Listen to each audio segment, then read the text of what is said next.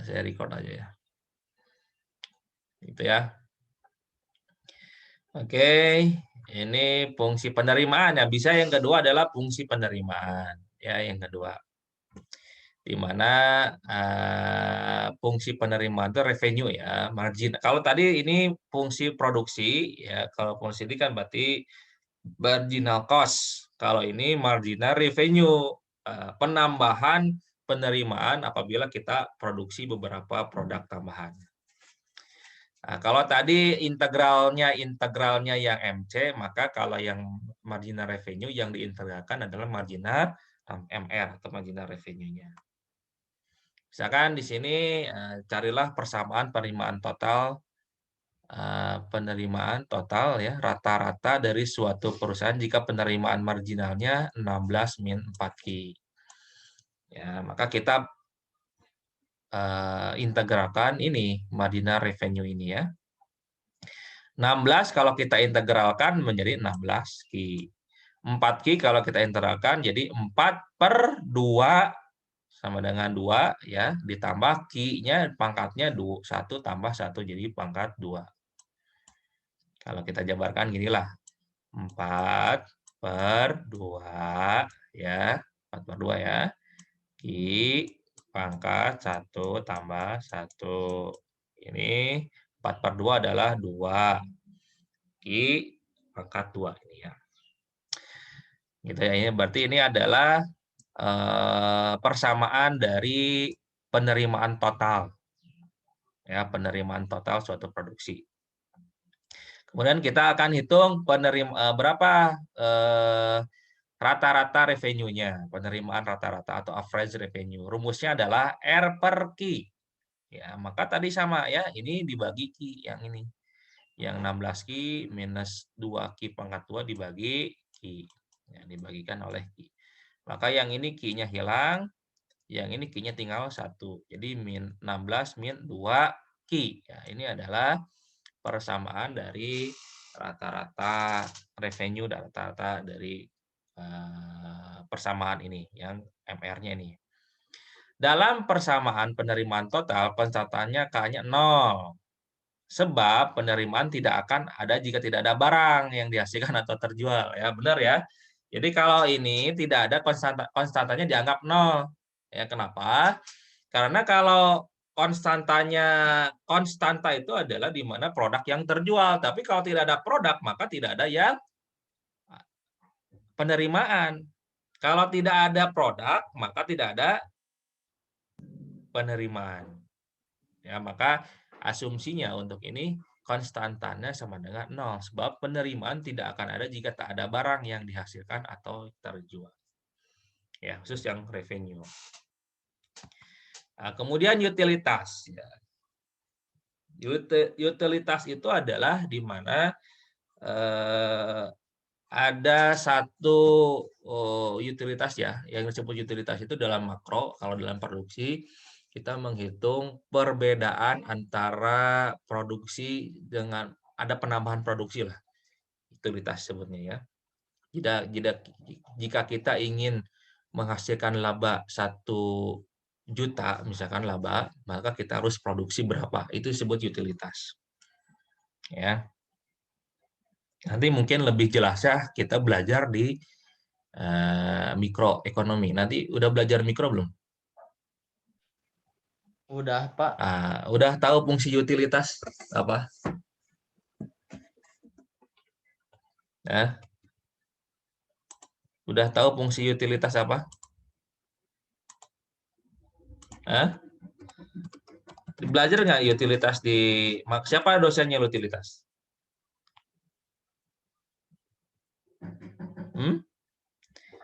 Jadi utilitas juga bisa menggambarkan dari segi resiko. Ya, resiko ya. Kalau belajar di ini di makro akan lebih jelas lagi. Itu bisa pakai diferensial, bisa pakai ini. Tingkat kepuasan produksi ya, Pak. Ya bisa resiko untuk menghitung resiko juga. Ini saya akan buka materinya utilitas ya. Jadi makro. Ntar saya akan buka dulu makronya. ada di, bentar saya ini punya juga di materinya di makro ya, bentar ya. Di pengantar ilmu ekonomi, konsep elastisitas produksi.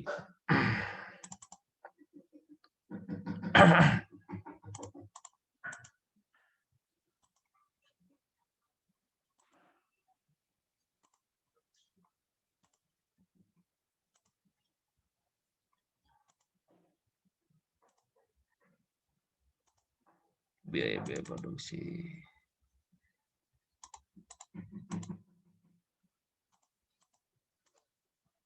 Oh, bisa juga dikonsumsi kalau nggak salah ya. Di teori konsumsi.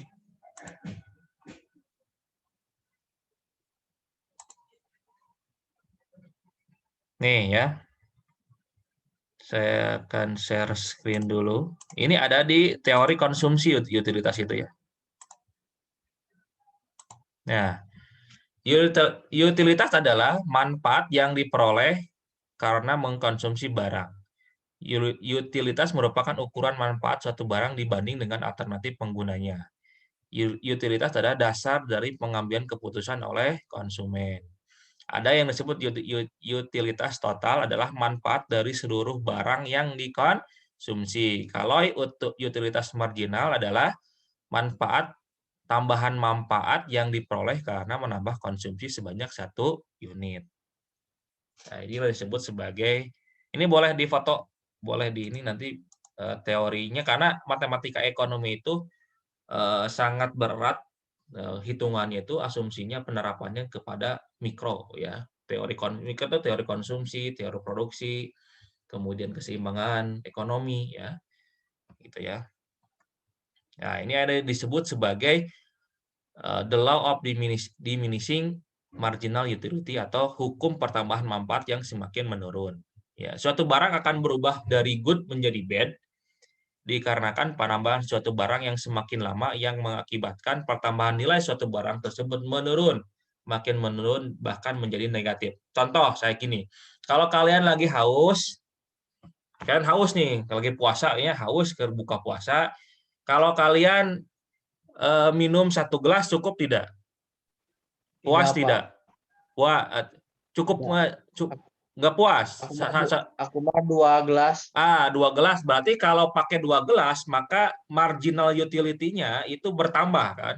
Kamu ada satu kepuasan kalau kamu menambah konsumsi dari 1 gelas menjadi 2 gelas. Kalau kamu minum lagi 1 gelas menjadi 3 gelas, gimana?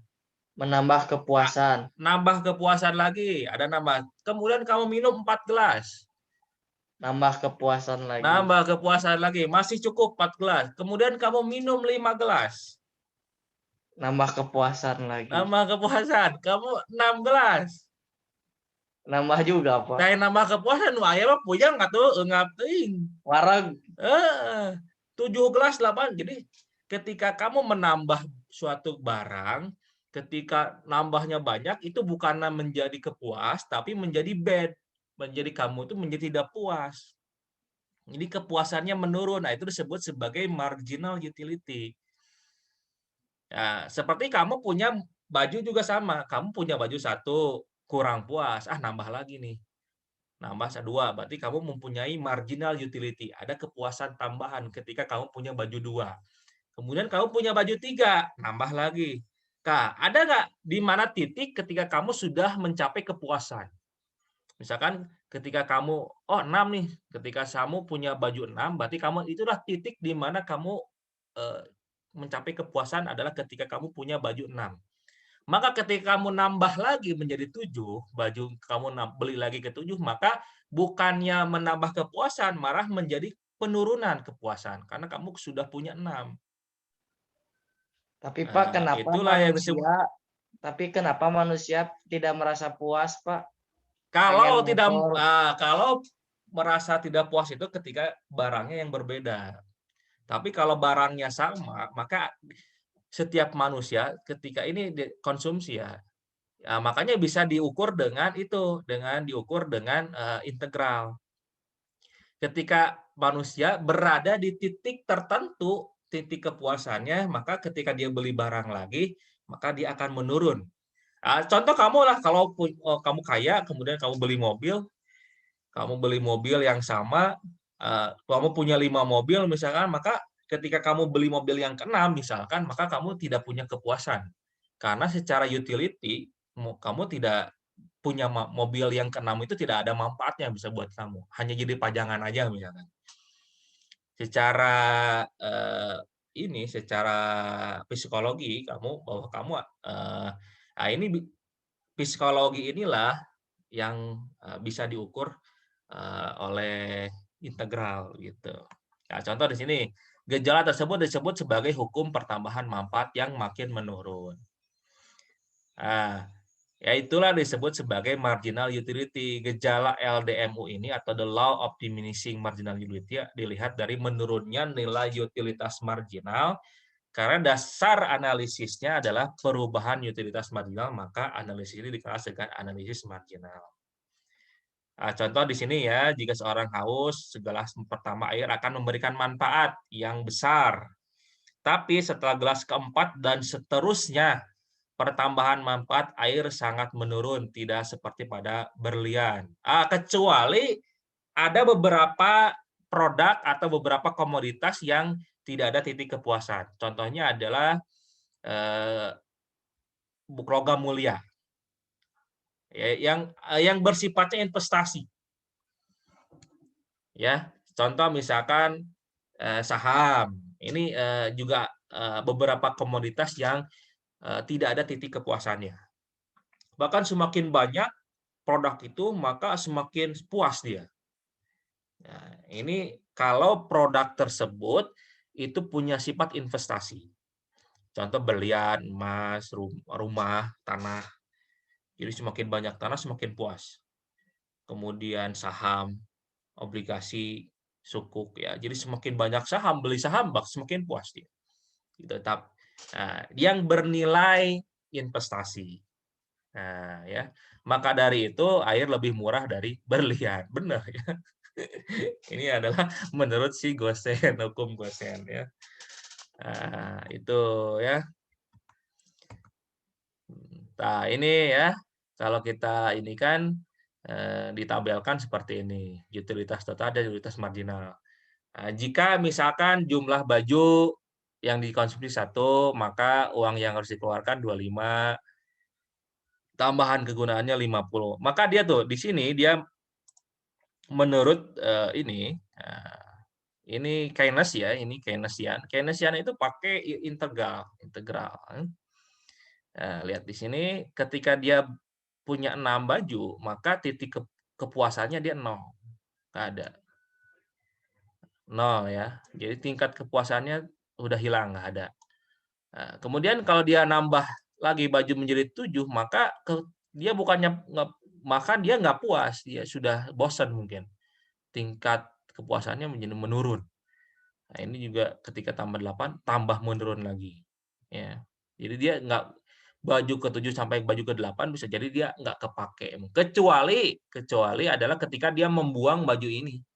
Baju pertama dibuang, baju kedua dibuang, ketiga dibuang. Makanya, nah ini suka ada ini ya, ketika kalian beli baju baru, maka coba kalian lihat di lemari, buanglah baju yang udah lamanya, kasihin ke orang. Maka titik kepuasan kamu beli baju baru itu ada. Ketika kamu misalkan ketika kamu punya niat beli baju baru, maka baju lama yang udah nggak kepake, buangin dulu semuanya di lemari itu.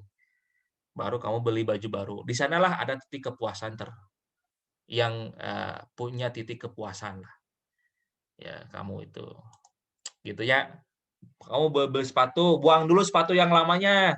Beli sepatu baru.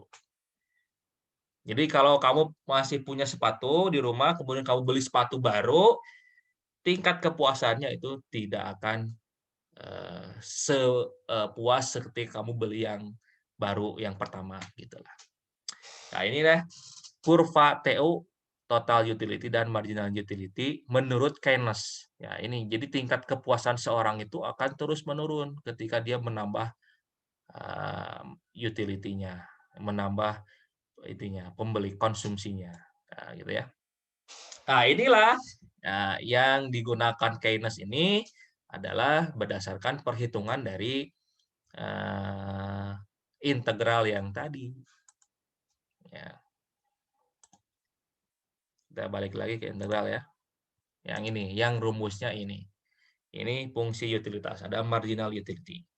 Ini kamu boleh bisa pakai rumus ini untuk skripsi boleh. Jadi kamu melihat menganalisa tingkat konsumsi. Jadi kan Keynes itu kan baru menganalisa, ini Keynes itu bisa jadi rujukan ya. Bisa menganalisa terkait baru produk-produk pokok lah, baju konsumtif, baju makanan. Coba kamu eh, ke kamu membuatnya ke objeknya ke misalkan tabungan, saving, ya kemudian produk syariah, bisa nggak nih produk syariah dipakai ini pembiayaan syariah ya dengan analisa fungsi utilitas dengan menggunakan integral. Ya, nanti kan skripsi bagus juga nih pakai itu ya. Analisanya pakai marginal utility, tapi objek penelitinya adalah ke perbankan syariah, misalkan kepada marketingnya, kepada produk perbankannya, ya dari segi pembiayaan, dari segi pembiayaan dari produk tabungannya, deposito, seberapa besar sih kepuasan dari masyarakat ketika nabung di bank syariah dengan analisanya marginal utility dengan integral atau bisa dengan diferensial. Gitu ya. Nah, ini misalkan ya, kembali lagi ke sini. Nah, ini contoh misalkan carilah utilitas total dari seorang konsumen jika utilitas marginalnya ini. Jadi sudah diketahui marginal utility-nya adalah 90 min 10 Ki. Maka kita integralkan ya. 90 diintegralkan menjadi 90 Ki. Gampang ya. Ini integralnya udah bisa ya. Gampang ya. Kemudian ini kebalikan dari diferensial sebenarnya. Kemudian 10 Ki kalau kita integralkan 10 per 1 tambah 1 ya. Jadi 2. Ini Q-nya 1 tambah 1 jadi 2. Jadi 5 per. Kalau kita inilah persamaan ini kalau kita diferensialkan jadi 90 dikurangi 10 Ki. Ya, betul ya? Kalau persamaan ini kita diferensialkan sama dengan ini, persamaan integralnya. 90 dikurangi 2 kali 5, 10 Ki. Ya, betul ya? Jadi diferensial itu adalah kebalikan dari integral. Itu aja. Paham? Dan nilainya akan sama. Nah, jadi ini adalah sebenarnya pada dasarnya ini ada turunan. Ini turunan. Turunan dari sini. Nah, pada dasarnya kan yang 90 min 10 Ki itu ada turunan dari ini. Nah, tapi kalau yang marginal itu yang utilitas itu yang tadinya turunan diangkat lagi, diintegralkan sebutnya. Ya. Nah, seperti halnya produk total dan penerimaan total, ya, di sini pun konstanta atau K sama dengan 0. Sebab tidak akan ada kepuasan atau utilitas yang diperoleh seseorang jika tak ada barang yang dikonsumsi. Ya. Ini asumsinya K-nya atau konstantanya 0. Kemudian yang keempat, integral juga bisa kita ini ke produksi, fungsi produksi ya. Di mana produknya misalkan ini ya, marginal produksi ya, yang akan kita ini misalkan, aduh, kenapa nih? Misalkan ada fungsi marginal produksinya, produk marginalnya 8X min 3X pangkat 2. Carilah, ini kita integralkan saja. 18X ketika diintegralkan jadi 9X pangkat 2. Paham dari mana ini? Coba sok, siapa yang bisa ini? Kenapa 18X diintegralkan menjadi 9X pangkat 2? Gimana? Siapa yang bisa jawab?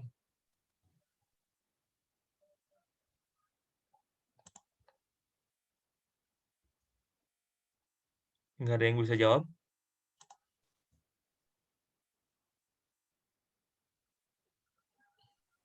Itu Dari Pak yang 18-nya 18 per 1 plus 1 X pangkat 1 plus 1. Jadi Ya, 9X pangkat 2. iya, bisa gampang ya. Iya. Kemudian 3X pangkat 2 kenapa menjadi X pangkat 3? Kenapa, Sob? Ketika integral 3X pangkat 2 kenapa menjadi X hasilnya X pangkat 3? Kenapa? Ada yang bisa jawab?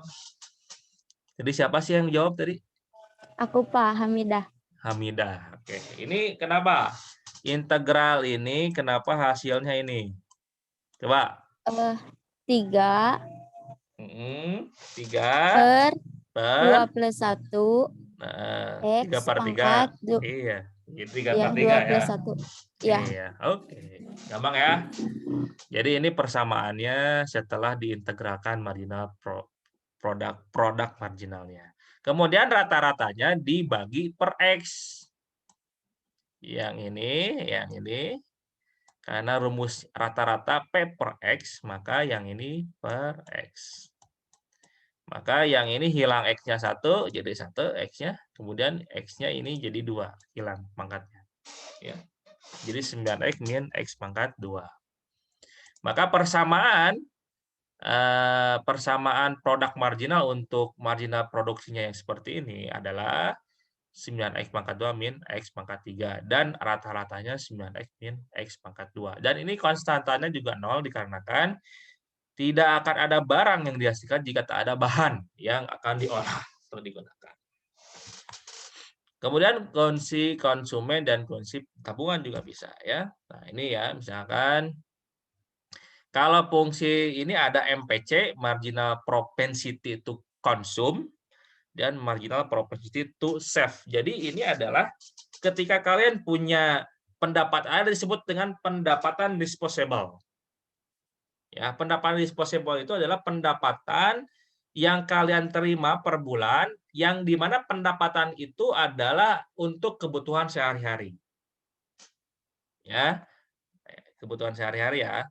Tapi ketika kamu punya pendapatan, maka kamu lebih cenderungnya pendapatan yang akan kamu terima itu misalkan 20%-nya untuk saving dan 80%-nya untuk konsum.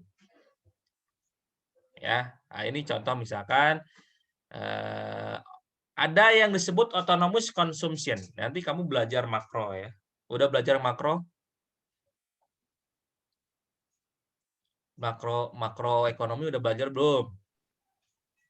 Udah, Pak. Udah. Ada disebut autonomous consumption. Apa itu autonomous consumption? Autonomous consumption. Aduh, saya harus ini lagi ini ya. Nanti saya akan ini kalian biar paham nih. Ada teorinya saya juga ntar ya. Nah ini.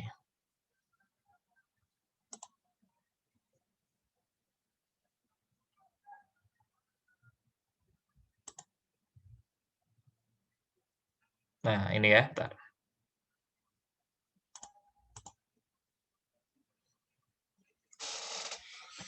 Saya share screen dulu, saudara-saudara. Nah, ini karena kalian harus paham teorinya. Ah, ini ya. Keynes juga nih, Keynes. Ini kelihatan kan? Ya. Menurut Keynes, Kelihatan, Pak. ya, menjelaskan bahwa mana sih? Nah, ini ntar. Konsumsi saat ini atau current consumption dipengaruhi oleh pendapatan disposable saat ini. Apa itu pendapatan disposable? Tadi saya sudah sampaikan, pendapatan disposable adalah pendapatan yang diterima oleh masyarakat, yang dimana pendapatan itu dipakai untuk konsumsi, disebut sebagai pendapatan disposable. Ya, menurut Keynes ada batasan konsumsi minimal yang tidak tergantung tingkat pendapatan yang disebut sebagai konsumsi otonomus atau konsumsi otomatis. Ya, inilah yang disebut sebagai konsumsi bahan pokok lah misalnya. Jadi gini contohnya. Jadi sehemat-hematnya kalian tidak akan mungkin menghilangkan konsumsi otonomus. Benar nggak? Misalkan kalian, bulan depan saya mau berhemat karena saya mau nabung. Karena kalian misalkan mau naik haji. Misalkan. Target kalian adalah 5 tahun lagi saya mau naik haji. Maka kalau saya pun naik haji, maka saya butuh uang 30 juta. Misalkan, pendapatan kamu adalah 10 juta. Misalkan 10 juta pendapatan kamu. Maka kamu misalkan targetnya adalah, saya targetkan 5 juta saya akan tabung per bulan. Misalkan. Berarti 5 juta lagi untuk konsumsi. Artinya adalah sehemat-hematnya kamu tidak akan bisa menghilangkan konsumsi. Karena setiap manusia ada yang disebut konsumsi otonomus atau otomatis kamu harus mengeluarkan biaya untuk konsumsi. Karena kamu harus makan kan? Kamu harus makan, kamu harus ada biaya biaya sewa, biaya listrik. Itulah disebut konsumsi otonomus. Ya. Atau meskipun kamu hidup di pedalaman yang tidak perlu listrik, tidak ada biaya listrik, misalnya tidak ada biaya sewa apapun, tetap kamu harus konsumsi. Ya. Minimal kan kamu kalau di kampung barter atau apakah, ya, itu disebut konsumsi otonomis. Konsumsi otonomus pun berlaku untuk konsumsi government atau pemerintah. Gitu ya, disebut sebagai konsumsi otonomus itu. Ya, paham? Paham? Makanya ada yang disebut MPC dan MPS. Marginal propensity to consume, marginal propensity to save. Berapa persen dia kecenderungannya untuk saving dari pendapatannya, berapa persen dia kecenderungannya untuk konsumsi. Tambahan konsumsi di luar otonomus. Misalkan kamu secara kebutuhan pokoknya sudah terpenuhi, misalkan ya, kamu makan terpenuhi 1 bulan, biaya-biaya yang tetapnya terpenuhi, kemudian kamu ingin membeli barang di luar konsumsi otonomus. Itu bisa ditunda dulu. Misalkan kamu ingin beli tambah laptop, tambah HP, itu kan di luar konsumsi otonomus. Maka kamu bisa menahan dulu itu dan mengalihkannya kepada saving misalkan. Nah, itu yang disebut MPS dan MPC. Paham? Nah, ini teori Keynes nih, ini Keynes yang ngomong ini teorinya. Jika pendapatan disposable meningkat, ini apabila disposable-nya meningkat, maka bisa jadi ya tambahan konsumsi itu kamu beli. Misalkan gini, kamu asalnya gajinya 3 juta. Gaji 3 juta itu hanya cukup untuk konsumsi otonomus dengan 20%-nya nabung misalkan. Ya, misalkan kamu nabung 600.000, berarti sisanya itu kamu untuk konsumsi otonomus. Kemudian gaji kamu naik dari 5 juta. Maka kamu dari kelebihan gaji itu berani kamu misalkan ada 2 keputusan. Apakah keputusannya menambah nabung ataukah menambah konsumsi? Keputusannya ada di tangan kamu kan? Nah, itulah nanti yang akan itu dari rumus integrata di MPC dan MPS gitu. Paham? Paham ya? Ada nggak paham di sini? Nah, di sini juga ini rumusnya ya, rumus disposable. Jadi tadi kata si Keynes bahwa konsumsi itu ya sangat dipengaruhi oleh pendapatan disposable. Jadi semakin tinggi pendapatannya, maka konsumsi di luar otonomusnya dia akan bertambah juga. Itu ada kecenderungan manusia. Ya, jadi dia akan menambah konsumsi di luar otonomus. Gitu. Paham ya? Makanya ini yang harus kita di dalam ekonomi makro, ya ada yang disebut sebagai orang miskin, orang yang di bawah garis kemiskinan. Yang disebut sebagai orang yang di bawah garis kemiskinan adalah di mana orang tersebut bahkan tidak mampu membeli konsumsi otonomusnya. Itu disebut orang yang di bawah garis kemiskinan. Dia tidak berpendapatan atau pendapatannya kurang dari konsumsi otonomus.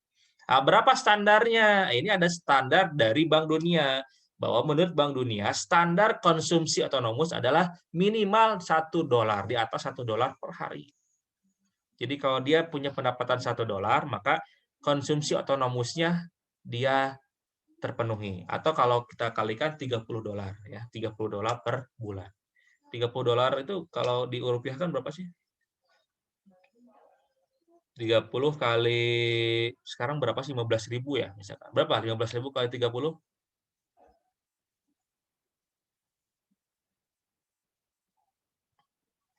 Coba hitung. Berapa? 30 kali 15.000.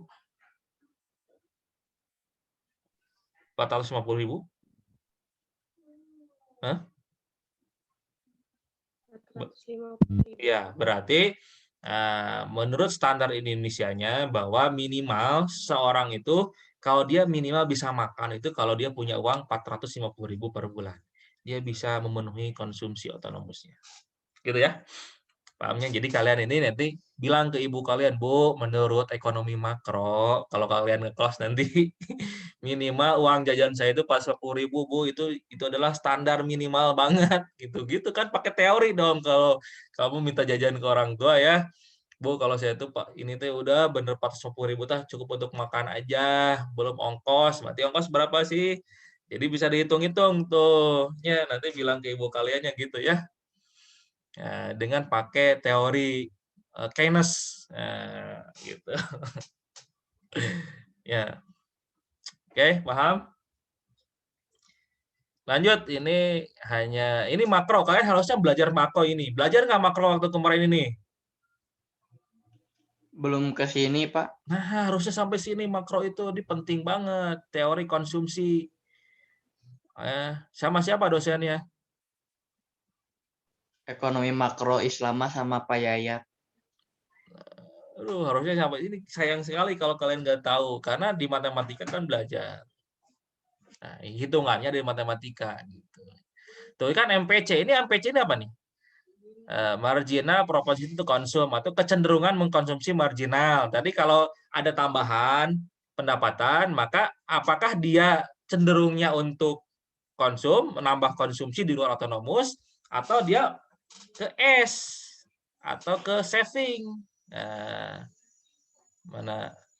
Nah, ini ke S, hubungan konsumsi dan tabungan, ke menabung marginal propensity to save, kecenderungan menabung. Berapa sih kecenderungan dia nabung, berapa persen itu bisa dihitung dengan tadi integral tadi. Ya. Gitu ya. Coba kita akan coba lihat di yang tadi ya.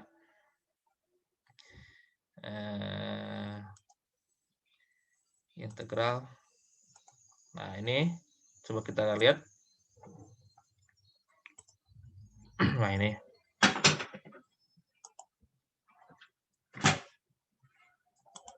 Yang ini ya.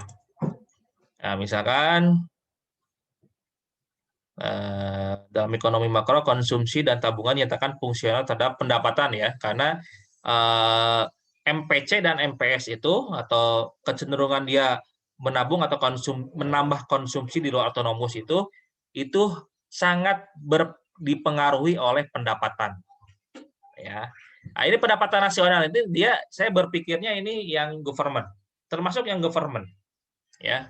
Pendapatan government dari mana sih? Dari pajak misalkan. Kalau nambah pajak berarti nanti juga ada, kalau itu berbicara fiskal juga nanti ada fiskal defisit, ada fiskal surplus. Ini fiskal udah belajar belum fiskal? Di makro. Aduh, sayang sekali kalau nggak belajar fiskal ya di makro. Itu harusnya makro itu kunci, kalian harus belajar makro karena kan akan belajar fiskal. Ini fiskal itu ada pendapatan dari negara. Ya, ada kebijakan dua, ada kebijakan defisit, ada kebijakan surplus. Kebijakan defisit adalah ketika pemerintah itu menambah subsidinya untuk kesejahteraan. Ya, misalkan sekarang defisit terus, kebijakan defisit. Tapi kebijakan defisit itu bisa berpengaruh terhadap peningkatan pertumbuhan ekonomi.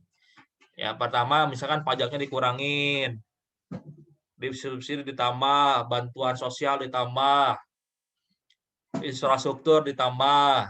Nah, ini menyebabkan masyarakatnya bertumbuh nih, pendapatannya bisa nambah terus. Nah, ini efek dari defisit anggaran. Ini politik anggaran. Kemudian kalau surplus berarti pemerintah menambah pajak, meninggikan pajak. Nah, ini harus hati-hati kalau pemerintah punya politik anggarannya surplus. Jadi dari awal kebijakannya misalkan kebijakan surplus anggaran. Kalau kebijakan surplus anggaran itu akan pemerintah itu akan menaikkan pajak. Kebijakan pertamanya. Karena dia surplus kan. Menaikkan pajak, subsidi dikurangin. Ya. Nah, tapi sekarang kebanyakan itu pemerintah lebih memilih defisit anggaran. Contoh misalkan Jokowi pernah mengatakan, coba itu anggaran biaya tidak boleh ada anggaran yang mengendap. Pernah mendengar itu? Pak Jokowi sampai marah-marah kemarin. Ini beberapa kementerian ada anggaran yang mengendap sampai 1 triliun, lebih 10 triliun. Benar, pernah dengar? Dimarahin tuh. Nah, Jokowi harus ditarget dalam tahun ini semua anggaran dikeluarin, semua. Anggaran negara harus dikeluarkan. Harus nol, anggarannya harus habis. Nah, itu disebut defisit anggaran.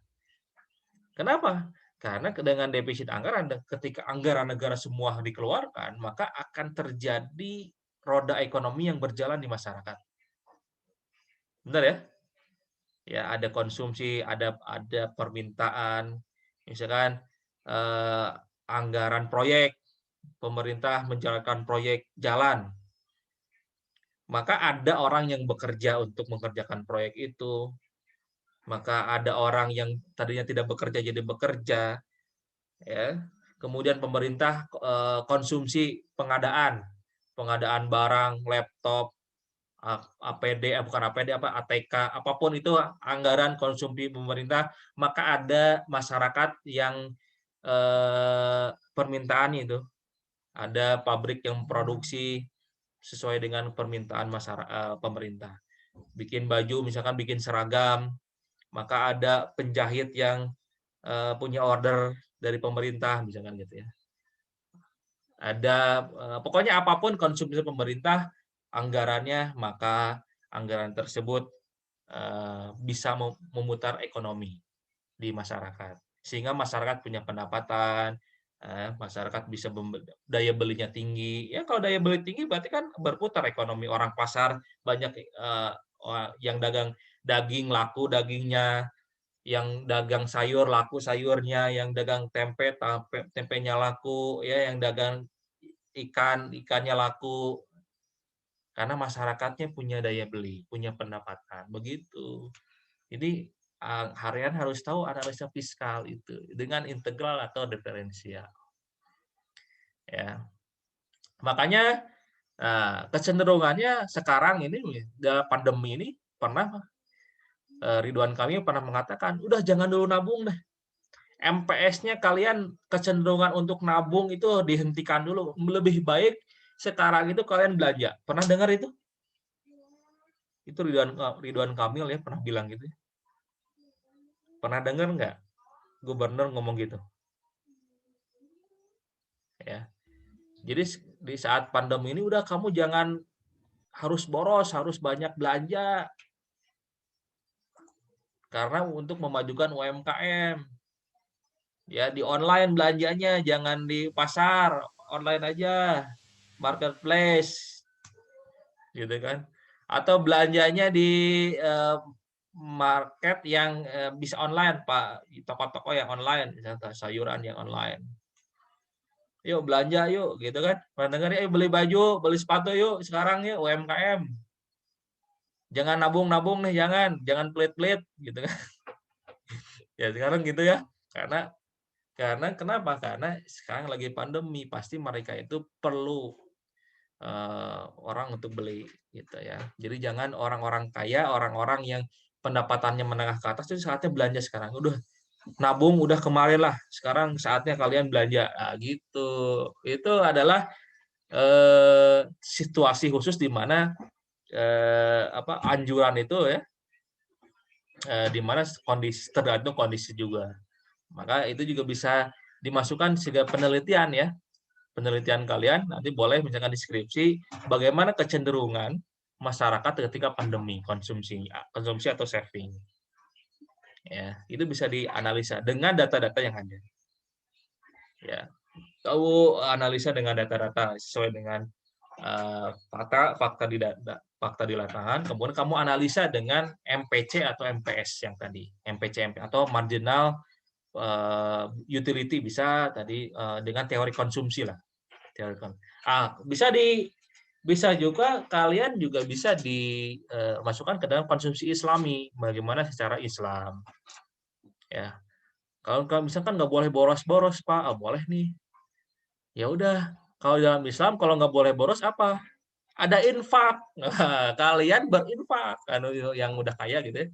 Banyak-banyak infak. Misalkan kalian beli tas 10 atau 100 yang tadinya kalian ini punya barang, dulunya nih, kalian tuh pernah punya cita-cita ingin beli barang branded yang harganya misalkan 30 juta. Ya, zaman lain ya barang sepatu 30 juta atau tas 30 juta. Kemudian karena pandemi ini kalian kan punya rasa empati. Saya emang nggak akan beli yang 30 juta, beli aja saya emang yang 2 juta atau 1 juta. Sisanya saya beli diinfakkan. Beli tas, beli sepatu yang murah kemudian dibagikan ke anak yatim. Itu. Boleh nggak di mata infaknya ada, konsumsinya ada, tapi kamu punya nilai pahala yang menurut saya bisa tercatat pahala amal soleh. Gitu ya. Jadi kalau dalam Islam konsumsinya infak itu apa? Belanja untuk membahagiakan orang lain yang kesusahan. Nah, itulah saatnya mungkin. Nah, gitu ya. Nah, ini kalau ini contoh kasusnya, carilah fungsi konsumsi dan tabungan di sebuah negara jika diketahui autonomus konsumsinya ini suatu negara 30 miliar. Dan MPC-nya 0,8. Berapa sih MPS-nya? Nah, ini kita lihat 0,8 DY tambah 30, MPS-nya diintegralkan 0,2 DY min 30 M. Ya.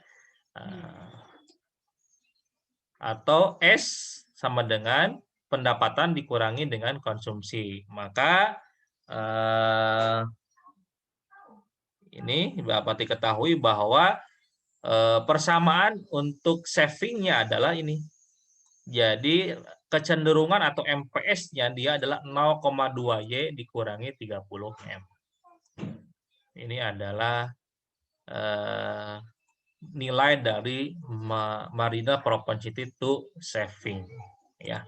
Nah, berapa yang MPC-nya yang ini? 0,8 Y min 30 M. Ya. Itu kecenderungan dari kecenderungan dia untuk konsumsinya 0,8 Y min 30 M dan kecenderungan dia untuk savingnya 0,2 Y min 30 M. Gitu ya. Oke. Terima kasih. Ada pertanyaan sampai sini? Ini hari terakhir kita di perkuliahan matematika ekonomi. Mohon maaf bila banyak kekurangan ya selama 14 pertemuan.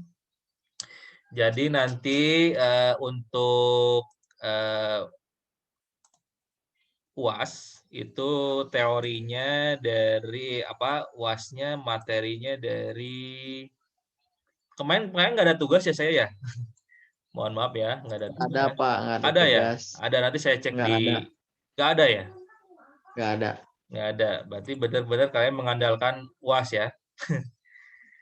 Dimulai dari fungsi konsumsi dan tabungan, kemudian hubungan nonlinier, limit, diferensial fungsi sederhana, ya, kemudian diferensial biaya marginal dan penerimaan marginal, dan terakhir integral yang sekarang tak tentu dan penerapan ekonominya. Berarti ada 1, 2, 3, 4, 5, 6 materi ya kalian pelajari. Nah, kalau memungkinkan sih bisa live Zoom ya. Mau live Zoom, jadi saya memantau langsung, tapi kameranya harus dibuka semua. Setuju tidak? Setuju? Live Zoom ujiannya? Kenapa pada diem semua ini? Berarti kalau diem setuju. Enggak apa kalau dia emang nggak setuju. Dari mana diem nggak setuju? Kalau nggak setuju ngomong, Pak saya nggak setuju alasannya ini. Gitu dong. Kalau diem artinya setuju. Weh jangan diam waktu. Berarti ujiannya live Zoom dan semua harus kameranya dibuka.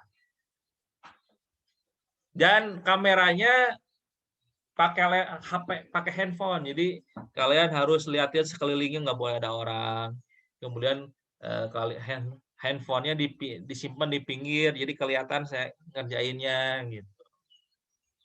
Gitu ya? Nggak bisa pakai handphone Pak Zoom-nya. Oh, itu harus handphonenya. Kamu handphone apa? Handphone Android? iya Pak, tapi yang dulu. Masa sih nggak bisa Zoom? Terus download dulu Pak aplikasinya. Oh, ya download dulu aplikasinya. Kalau penuh, kamu hapusin foto-foto kamu tuh. Udah Pak. Semua foto kamu, aplikasi gamenya dihapus dulu. Bisa tuh Zoom. Udah Ya. gak ada game. Ya, jadi Pak, download ya. kalau saya sendiri nggak setuju. Kenapa? Soalnya di rumah saya jaringannya tuh jelek, suka hilang-hilang. Berarti kamu Kalau harus nyari, harus pindah ya. rumah dulu ujiannya. Hmm. Yang jaringannya bagus. Terus sama kalau misalnya ini kan saya masih pakai kuota, belum kebagian kuota dari fakultas. Jadi masih mandiri Pak, Nggak kuotanya dari apa-apa si lah. mama. Nggak apa-apa, kuota sekarang murah. 1 jam itu kurang nggak nyampe segiga. Pak, 1 izin jam 2 menambahkan, jam. Pak. Kenapa? Kan kita semua daring ya, Pak ya. Saya juga nggak setuju, Pak, karena kalau misalkan ngelihat dari semuanya gitu ya, ada juga teman-teman yang kebagian tinggal di daerah-daerah yang jaringannya nggak stabil. Jadi Daerah mana contohnya? kayak misalkan di Bogor tuh ada teman saya, Pak. Itu kayak ke tiap ulangan tuh kadang suka ke daerah ke tempat. Ini siapa ini yang bicara ini? Ulfa, Pak. Ulfa. Hurfatul, Pak. Hurfatul. Mana Ya, videonya nggak kelihatan sih? Ntar dulu, Pak. Iya, Pak. Jadi kayak gitu. Kadang suka kasihan, Pak. Misalkan kita yang ditinggal di daerah. Hurfa orang mana Hurfa? Kalau saya mah Bekasi. Bekasi atau bagus kota Bekasi mah? Iya kan saya bilang kalau misalkan kita yang tinggal di kota-kota aman, tapi ada kalau orang siapa yang itu temannya siapa? Teman yang daerah-daerah. Rizky Alamsah Pak. Orang mana? Ya, Rizky Pak saya di Alamsah Arjasari Pak, susah sinyalnya Pak, susah pisan Arjasari? ieu mah. Asli gunung pisan Pak. Arjasari. Gimana sok Pak aku teh? Arjasari mah pakai Tapi Telkom. Masa di Telkomsel. Juga kasihan sama saya. Telkomsel. curhat gitu. Telkomsel.